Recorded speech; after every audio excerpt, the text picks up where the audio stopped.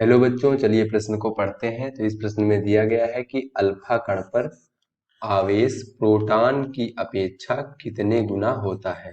तो चलिए बच्चों, सबसे पहले इस प्रश्न की मूल अवधारणा देख लेते हैं।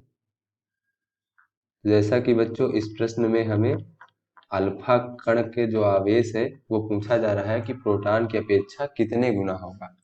तो चलिए बच्चों, सबसे पहले ये देख लेते हैं कि अल्फा कण क्या होता है। तो बच्चों, नाभिकीय अभिक्रियाओं में जो निकलने वाले धनावेशित कण होते हैं उन्हें हम लोग अल्फा कण कहते हैं। और अल्फा कण में बच्चों दो प्रोटॉन और दो न्यूट्रॉन होता है। अल्फा कण में दो प्रोटॉन और दो न्यूट्रॉन होते हैं, अर्थात बच्चों अल्फा कण जो होता है वो दो प्रोटॉनों और दो न्यूट्रॉनों से मिलकर बना है। तो चलिए बच्चों, अब अपने प्रश्न का हल देखते हैं। तो चूंकि बच्चों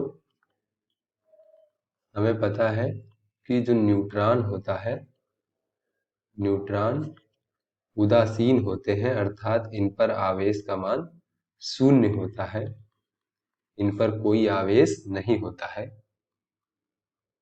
तो बच्चों चूंकि न्यूट्रॉन जो है वो उदासीन है, तो जो अल्फा कण पर आवेश हो जाएगा, इसलिए अल्फा कण पर आवेश आवेश दो प्रोटॉनों के आवेश के बराबर होगा। क्योंकि बच्चों अल्फा कण में दो प्रोटॉन और दो न्यूट्रॉन है, तो न्यूट्रॉन हमारे उदासीन है, तो जो अल्फा कण पर आवेश होगा वो दो प्रोटॉनों के आवेश के बराबर होगा।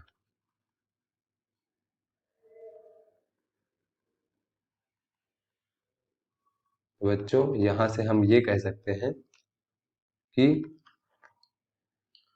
अल्फा कण पर आवेश अल्फा कण पर आवेश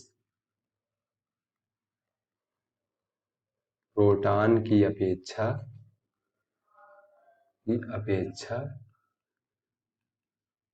दो गुना होता है। तो आशा करते हैं बच्चों ये आपको समझ में आ गया होगा। धन्यवाद।